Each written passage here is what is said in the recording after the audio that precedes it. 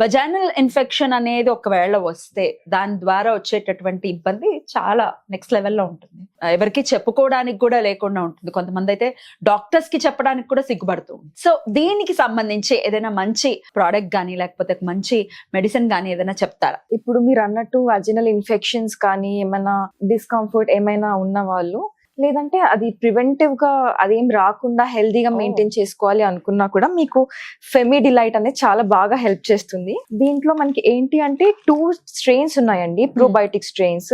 ఒకటి Lactobacillus acidophilus LA14 ఒకటి, ఇంకోటి లాక్టోబాసిల్లస్ రామినోసిస్ HN001. ఈ 2 స్ట్రెయిన్స్ ఏం చేస్తాయంటే మనకి మైక్రోఫ్లోరా ఏదైతే ఉంటుందో గుడ్ బ్యాక్టీరియా దాన్ని ఇంక్రీజ్ చేస్తుంది. ఈ బ్యాడ్ బ్యాక్టీరియాని ఫ్లష్ అవుట్ చేయడానికి హెల్ప్ చేస్తుంది. ఇప్పుడు అది బ్యాలెన్స్ లో అంటే మనకి గుడ్ బ్యాక్టీరియా బ్యాడ్ బ్యాక్టీరియా రెండు ఉంటాయి వజైనాలో. ఇప్పుడు గుడ్ బ్యాక్టీరియా మనకి ప్రాపర్ అమౌంట్స్ లో ప్రాపర్ క్వాంటిటీస్ లో లేకపోవడం వల్ల ఇవన్నీ సమస్యలు అనేవి వస్తుంటాయి.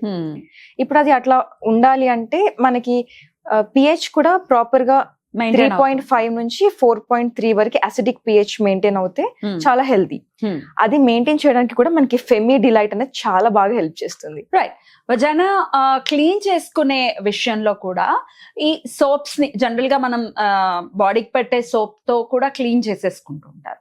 దాని ద్వారా వచ్చేటటువంటి కాంప్లికేషన్స్ ఏంటి? యూజువల్ గా అది సోప్స్ కానీ ఏదైనా యూజ్ చేయాల్సిన అవసరం ఏమి ఉండదండి. అది సెల్ఫ్ క్లీనింగ్ ఆర్గన్ యాక్చువల్లీ.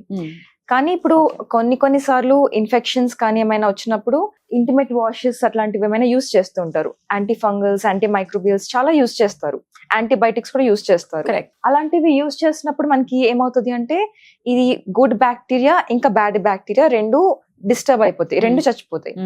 అలా అవ్వడం వల్ల మనకి మళ్ళీ pH బ్యాలెన్స్ అనేది పోతుంది, డ్రై అయిపోతుంది. అవును, డ్రై అవ్వడం, చాలా డిఫరెంట్ సిమ్టమ్స్ అన్ని కనిపిస్తుంటాయి.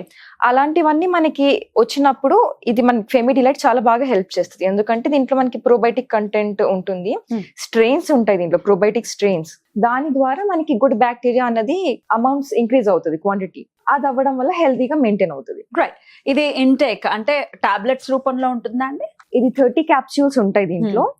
Every day after dinner meal తర్వాత 1 క్యాప్సూల్ తీసుకోవాలి. 3 to 6 months పాటుగా తీసుకుంటే మీకు సిగ్నిఫికెంట్ గా రిజల్ట్స్ అనేవి కనిపిస్తాయి. కొంతమందికి వైట్ డిశ్చార్జ్ అయినప్పుడు ఒకంత కొంచెం ఫౌల్ స్మెల్ రావటం ఇట్లాంటిది కూడా అబ్జర్వ్ చేస్తూ ఉంటారు. సో అటువంటి అప్పుడు కూడా ఫెమిడిలైట్ ఏమైనా యూజ్ అవుతుందా? ఇంకా చాలా బాగా హెల్ప్ చేస్తుంది ఫెమిడిలైట్ అట్లాంటి సిమ్టమ్స్ ఉన్నప్పుడు. బ్యాక్టీరియల్ వజైనోసిస్ అట్లాంటివి ఏమైనా ఇన్ఫెక్షన్స్ వచ్చినప్పుడు ఇట్లాంటి సిమ్టమ్స్ అనేవి ఎక్కువగా కనిపిస్తూ ఉంటాయి. అది అవన్నీ బ్యాటిల్ చేయడానికి మనకి ఫెమిడిలైట్ చాలా మంచి సొల్యూషన్.